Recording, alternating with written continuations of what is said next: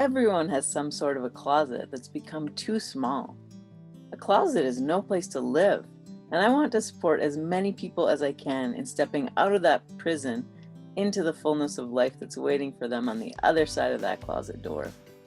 I'm Nancy Shadlock from Centered Life Coaching. Join me in listening to these Coming Out Chronicles. Get curious about your story, and then see what good things are waiting for you on the other side of your closet door. Elena, it's so awesome to have you here with me today. Thank you. It is awesome to be here with you today. Tell us who you are, what you're up to in the world. Sure. So I'm Elena Joy Thurston. I'm the founder of the Pride and Joy Foundation. I am the mom of 4 beautiful children. I am a fly fisher. I am a girlfriend.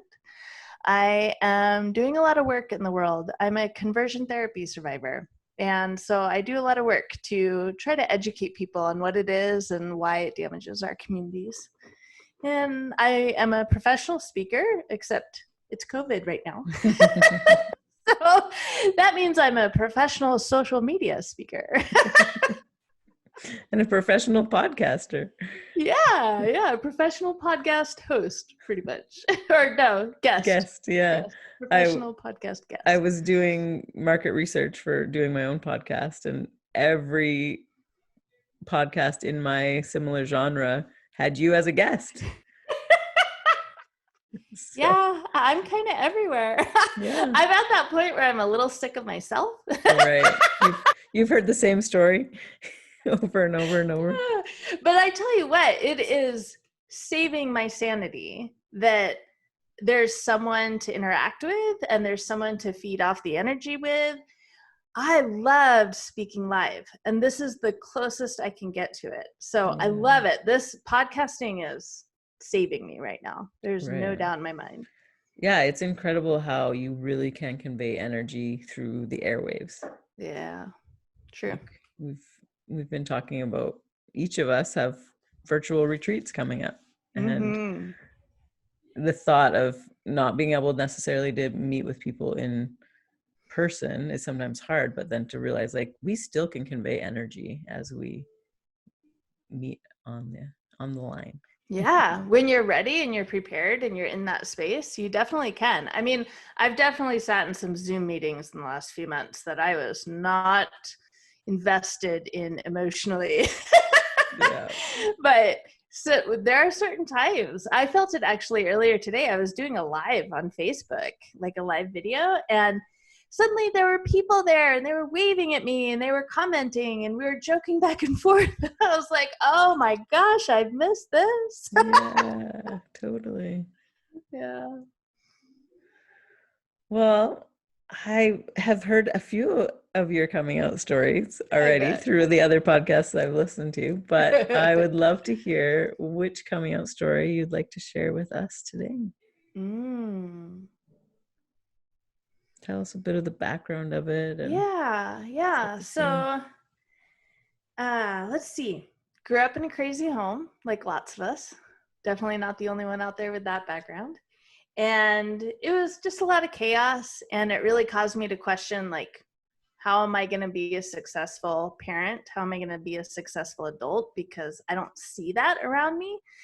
And so that led me to deciding to join a church and a faith community. And that was great for many, many reasons. It really gave me a sense of belonging when I really needed it, and it was a very conservative faith framework. And so it kept this teenager like away from the drugs and away from the drinking and away from the smoking and then also away from immodest clothing and away from sex before marriage and away from thinking that sex is for anything other than procreating. So it was kind of very much in that vein. And I loved it because it told me you have a role to play, which is a woman, a daughter of God, and that means being a wife, and that means being a mother.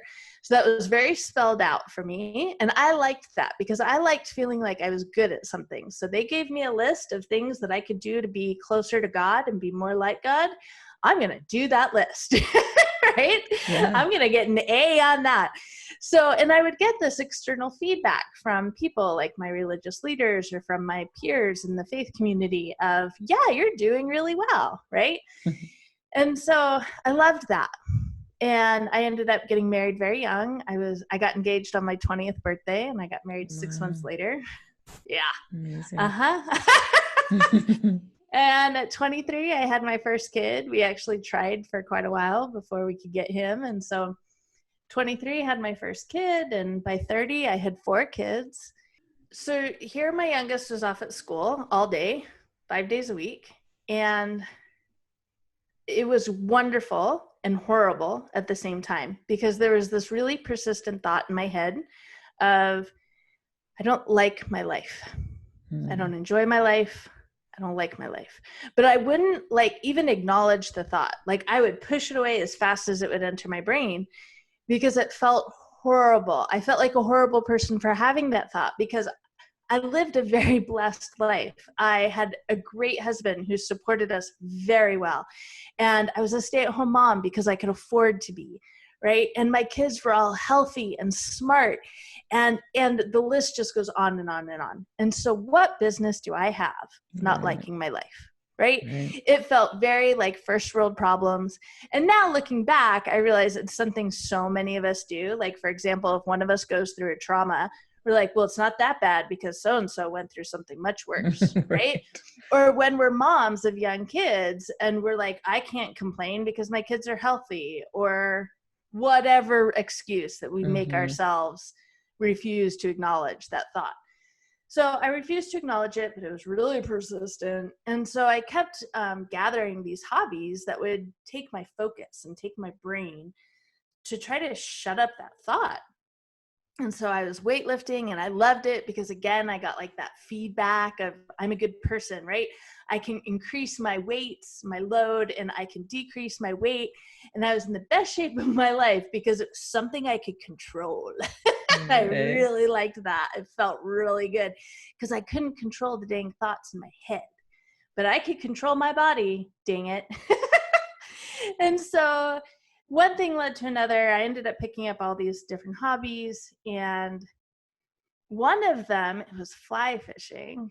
And I realized there I would be standing in a river doing my casts, trying to catch that elusive brown trout who knows if it's food or not, right? And so tricking them into biting the hook is really hard. You have to be so present. And I realized I was comfortable with myself, with my body, with my thoughts in that moment. And it was because everything else had to shut down, right? You have to be so present and on it when you're fly fishing. It's a lot like yoga, right? When you're trying to hold a really hard pose, all those 437 tabs in your brain, have to shut down. And so it felt so good. And I just became immediately addicted. And I started to recognize that, I can have moments of peace. I want more of them. But those moments of peace were also communicating to me that the reason I didn't like my life is because I wasn't attracted to my husband of 17 years. And that was really hard to accept, to the point of I didn't want to accept it. And therefore I enrolled myself in conversion therapy, which is basically a fake therapy that tries to get you to be straight again, right? But I had a lot at stake. Not only did I have a 17-year marriage and 4 kids, but I also had my place in heaven. If I gave in to this temptation of same-sex attraction, I was not going to go to heaven. And immediately, just by experiencing it, a lot of things were taken away from me. I wasn't allowed to pray in public anymore. I wasn't allowed to take the sacrament on Sundays. There was a lot I wasn't allowed to do because, as it was communicated, I wasn't worthy to do it. All because of what? Oh, because I'd fallen in love with a woman. You missed that little tidbit. Yeah. All I heard was I didn't love my husband, or wasn't attracted to my husband. And then you enrolled in a conversion therapy? That's a big jump. That's a big jump. Sorry. Tell us about falling in love with this woman. Oh, I love to talk about that because it's so awesome. Um, the biggest question people have when I start to tell this story is that something you struggled with like your whole life, and then finally you just gave into it, right? And that's not it. It's just not that cut and dry. Very few things in life are. Um, I really had told myself a lot of different things, a lot of different stories to make my life fit, right? And I'm realizing a lot of us do this all the time. So, for example, like when I was in high school and I'd be at a party, I would make out with a girl, but I would say it's to turn the guys on. The guys like it. So, yeah, I'll do that because that's some power over the guys, right? And then same thing in college for a little bit, but then I was like really in the ward.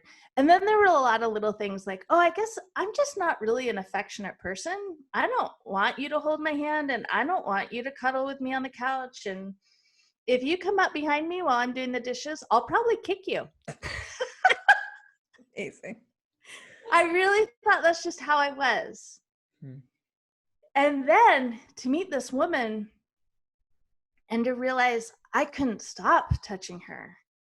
I wanted her to look at me all day, every day. I wanted to hold her hand all day, every day. Like, I look at me, talk to me, kiss me, like do anything. Like, that's where I was. And it was so foreign because I had convinced myself for so long that I was not a person who enjoyed any of that. And then all of a sudden I am a person who enjoys that. And with a woman? What? So that was kind of mind blowing. Yeah. And so it was kind of in the midst of that it was like, okay, I'm not getting a divorce, because to me, divorce was failure, and I'm not a failure. So I'm not getting a divorce. And 2, I'm not giving up my place in heaven, because I've worked years for that, and I'm not giving that up. And so what do I need to do to keep these things? If it's conversion therapy, fine. But if, again, I went into it in like a really closed-minded, closed vision kind of way. I didn't research the therapist. I didn't look for Google reviews on him. I didn't research the therapy in and of itself. I didn't realize the fact is you can't be trained in it. It's not like there's continuing ed eligibility for reparative therapy. Like, there's no like, what's the best school to go to get trained in this technique? No, because it's never been proven to be successful. And yet I did not uncover that knowledge. I didn't even think to ask for that information. Like, I look at reviews for my bath towels more than I looked at reviews for this. That's where I was, right? Wow. Yeah. Just desperation, eh? Really desperate, and not functional in my head, not thinking clearly, no clarity, not connecting the dots, just like this, just trying to stay alive. That's what it came down to. I was just trying to stay alive because being alive really hurt. Because you were really not congruent within yourself. Is that what was the hardest for? I would definitely agree. I think that was the basis of all the pain, was that I was not aligned with myself. So yeah, I did conversion therapy, and unfortunately 57% of people who do conversion therapy end up suicidal, and that's where I was. And it was also a blessing, because on the day that I was ready to carry out my plan, my very best friend said this one sentence to me that changed everything. She said, "You think taking your own life will take away the pain, but it doesn't. It just spreads it around." And immediately the thought of this pain that I had been holding on to for so long, if my kids got even a fraction of that pain, that is unacceptable. Absolutely not. And so then the goal completely switched to, I'm not living for heaven anymore. I'm living for right now, for today. Beautiful. And that was, and luckily that same day I got expert help. I was in the psychiatrist's office that day. I was given meds that day that I desperately needed, but had no idea that I needed, right? Like, I was rampant with depression and anxiety, but I had no idea. One, because in that faith framework, if something is wrong, you're not reading your scriptures enough, or you're not praying enough, or you're not going to the temple enough. right? Yeah. So again, it almost becomes like a worthiness issue. Like you need to be worthy of mental health kind of thing. But then also I was so judgmental of myself and therefore also of other people. Like I was the kind of person, so I lived in like total suburbia. Like that one TV show, it was the fictional version of Real Housewives. I forget the name of it. But that was the neighborhood that I was living in. Like literally with the white picket fence and the tree-lined drives and the whole 9 yards, right? And women would kind of gather and chat at the park, right? Or at girls' nights at each other's houses. And they would say, oh, what kind of medication are you on? I'm on this. What's your dosage? Blah, blah, blah. And I was the one that would stand in the corner and be like, first world problems. Really? You think you're depressed? Because why? Because your Range Rover doesn't work well? Like I was so judgmental. And so there was absolutely no possibility that I could acknowledge that I was suffering from depression and anxiety within myself until a very well-paid doctor was like, hello. Yeah, you're suffering from depression and anxiety. And it built up to a peak. And I learned that day that when those chemicals build up to a peak at the same time, you can hear voices, you can become suicidal, like you can break, you can have a psychotic break because those chemicals have been in your brain for so long and they're spiking and it happens at the same time and you're screwed. So, so I got a lot of really good help. And part of that help were some meds that helped me sleep for the first time in a really long time. And when I was waking up, I was thinking clearly and I was connecting the dots. And one of the ways that I woke up was I realized, so part of the conversion therapy that I was going through was them saying something happened to you when you were a kid that made you think you're attracted to women. So we just need to heal that trauma. Okay. And then you won't be attracted to women anymore. And that sounds logical, doesn't it? Oh, yeah. Like, it sounds like something a therapist would say. So I bid it hook, line, and sinker for 6 months, 4 days a week, 2 hours a day. I was working on healing that trauma because like 75% of American women, I did have a trauma in my past as a kid. And so there I was finally waking up, finally resting, finally gaining some clarity. And the Me Too movement was happening. And we were seeing these headlines, you know, Brett Kavanaugh and Gwyneth Paltrow and all these headlines that so many women have been assaulted. And that actually 3 and 4 is probably like a really conservative estimate of how many women have been assaulted in their lifetime. And I finally connected the dots that 75% of American women are not gay. And in fact, the friends that I had who'd been through horrible traumas, I'm not going to say worse than mine because all traumas are bad, but if anyone had a reason to hate men, it was them. Mm-hmm. And they didn't. They had functional, beautiful relationships with their husband. They loved intimacy with their husband. These things don't connect. There might be correlation, but there's not causation. These things do not connect. I am not gay because I was a victim at 15. And that, once I realized that like threw all the shackles off. Because now I'm alive and it's not my fault that I'm gay. And in fact, I am really happy. And I kind of love that part of myself. I didn't know that I was capable of loving like that. And now I do. And I can't express that love in this marriage. It's not fair to me. It's not fair to him. It's not fair to the kids. So it's time to be done. And that's not failure. So that's kind of how this whole thing started. So when you ask like what coming out story I want to tell today, I would say coming out to my kids. That was so hard. I bet. Because by telling them that I am a lesbian and I am not going to fight that, I was also telling them I wasn't going to be a member of our church anymore.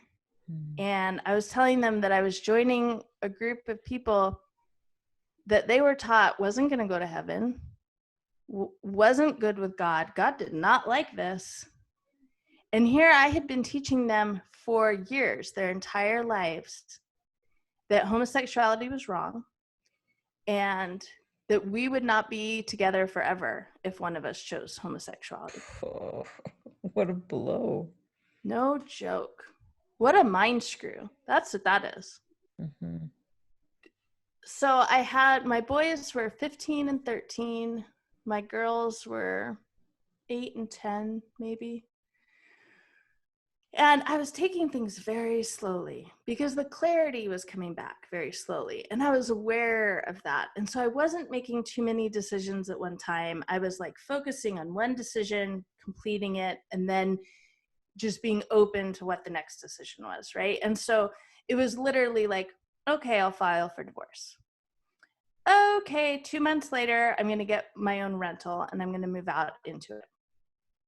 Okay, 6 months after that, I was finally at a place where I could come to God in prayer and say, what do you want me to do?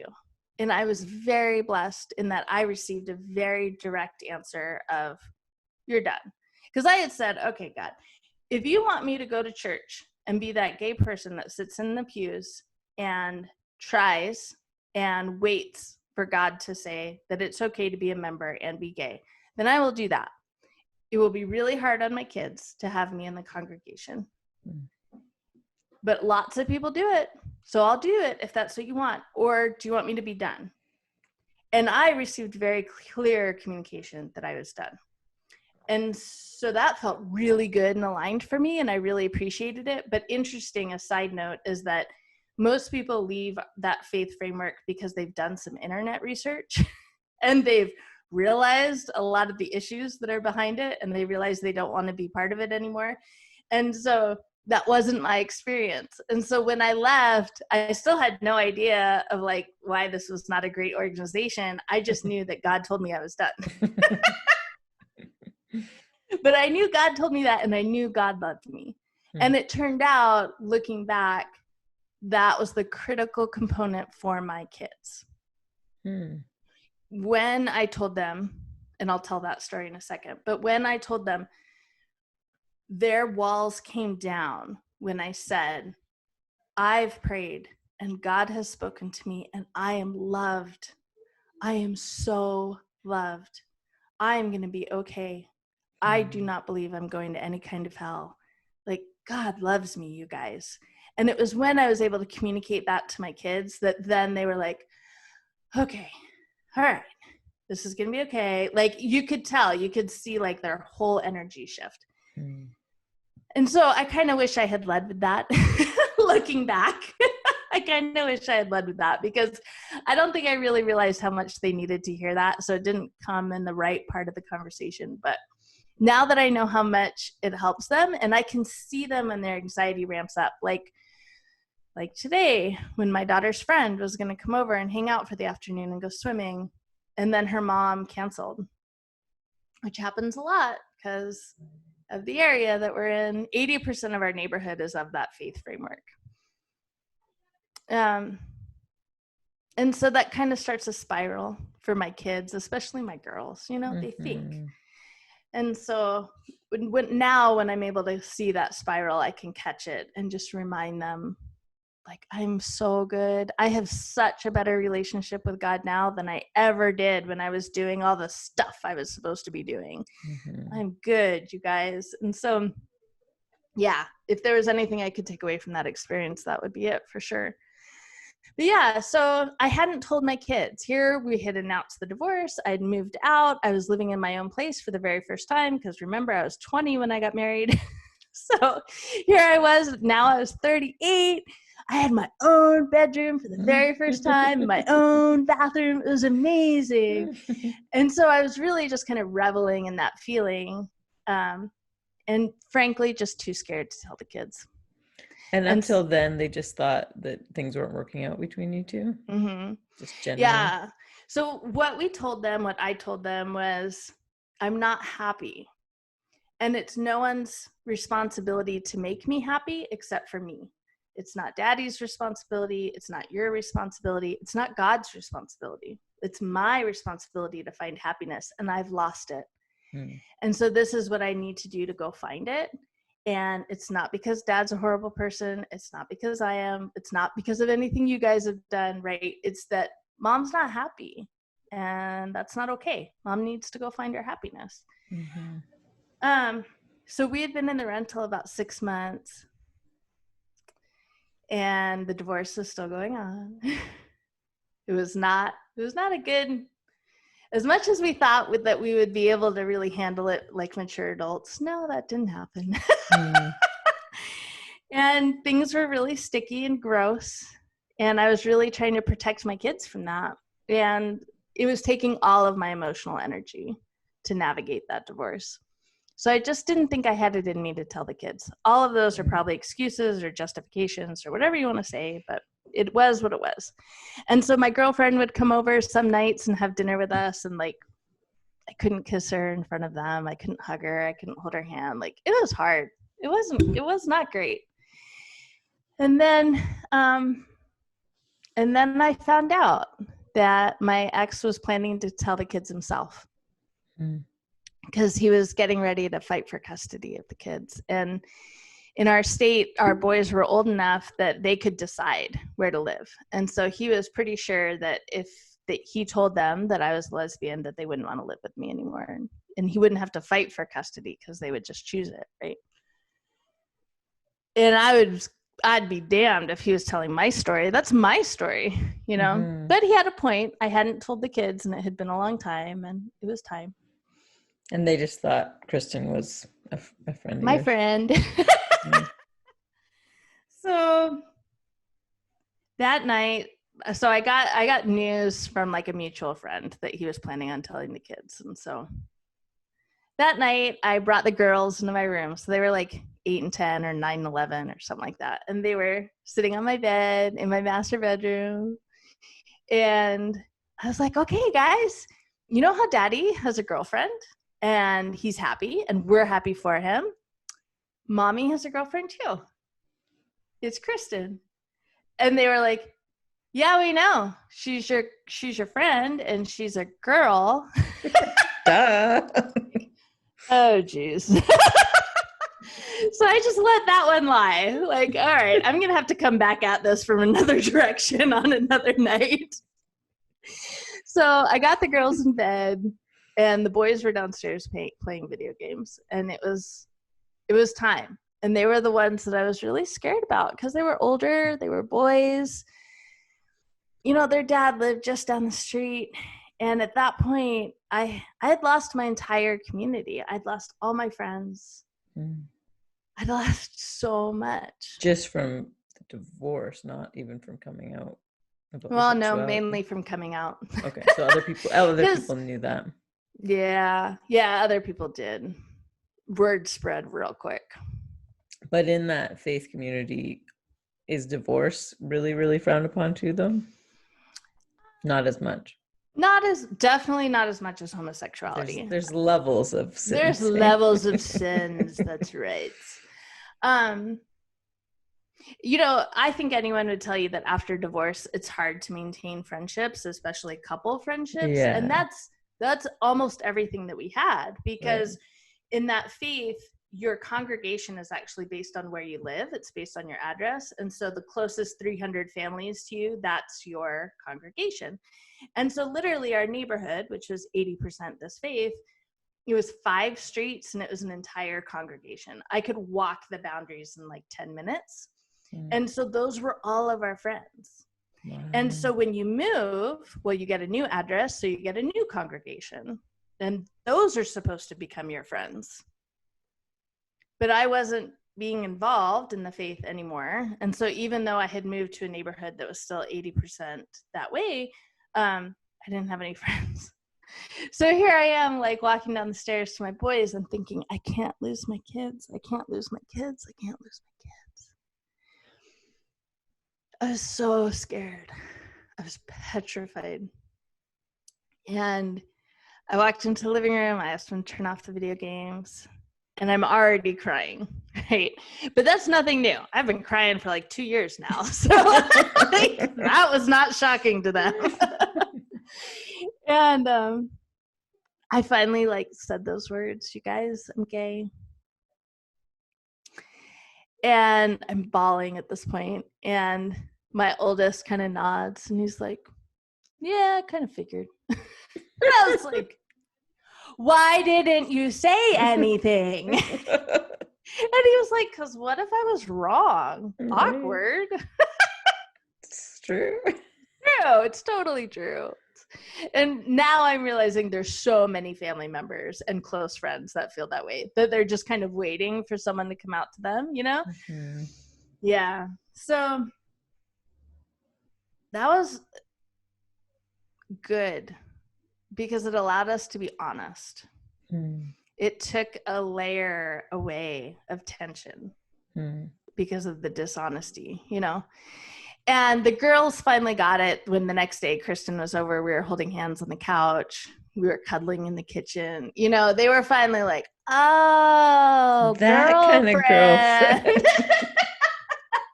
And then they were cool. They loved Kristen. And so it didn't really matter to them that she was a woman. But then when they started school that fall, that's when they were like, oh, yeah, I'm the only one here with 4 parents and 3 of them are women. Right. Like that was an eye-opener for them. And I didn't know how to prepare them for that. I didn't know how to prepare for that myself. And so unfortunately, like we were kind of the blind leading the blind and just kind of working that out. And we still do. Like right before spring break, we had parent-teacher conferences and we went off to spring break and then not back to school. And we had parent-teacher conferences and I was told there that my 3rd grader was getting bullied for having 2 moms. And the teacher tried to play it off and say, oh, the kids don't even know what the word gay means. Like they don't really know what they're saying. So we're not worried. This is not a concern, blah, blah, blah. And I'm like, it concerns me. Yeah. Like, why are we shoving this under the rug? Why aren't we having a conversation about this? But then we left for spring break and then COVID happened. We never went back. So still definitely an issue. Like my 2nd boy, who's now 16, he kind of loves it. Like he kind of loves when one of his friends says, that's so gay. He'll be like, hey, that's my mom. but then he loves to call me gay. Like he loves like, right. Mom, that's so gay. Right. So like he kind of loves being the rebel. He kind of loves being different. And I love that about him. But there have definitely been some challenges. So my oldest in our faith, the boys are expected to leave on missions when they're 18. It used to be 19. Now it's 18. When they graduate from high school and they're 18, they're expected to go on a mission. And so we definitely raised our boys with this thought that you need to save your money because you're going on your mission. Ooh, I wonder where you're going to go. You could go anywhere in the world, right? Like the brainwashing was real thick. Yeah. They get to choose where they go? No, they're assigned. And so it's very like special. It's a big deal. So my husband, the big reveal. My husband had served in Japan. And so he was able to have all these stories the whole time these boys are growing up about how amazing his mission was, right? So my son's real looking forward to that. And he's in his senior year and he finds out that because he has a gay mom, he has to get special permission from the prophet himself in order to be approved to go on a mission. It's things like that that make it real hard with straight kids. There's definitely challenges of having queer kids and being a straight parent. Like, I'm not minimizing that in the slightest. But I'm also, it's the reason I started Pride and Joy Foundation. I needed to find more community. I needed to find other moms that had been through that and were like, yeah, it sucks, doesn't it? And it's not because you're a bad mom. It's because other people are dumb. It's because of how society is. Yeah. Sorry, I just talked your ear off. Yeah, it's been a really easy interview for me. I haven't had to ask any questions. Yeah, I think you've mostly covered all of my normal ones of like what prompted you to come out. Your husband was going to do it for you. Thanks for listening to the Coming Out Chronicles. If you enjoyed it, give it a like. And if you think it would be helpful for someone else, please share it with them. If you'd like to connect with me, reach out on social. I'd love to support you on the next chapter of your coming out story. Until next time, this is Nancy Shadlock from Centered Life Coaching.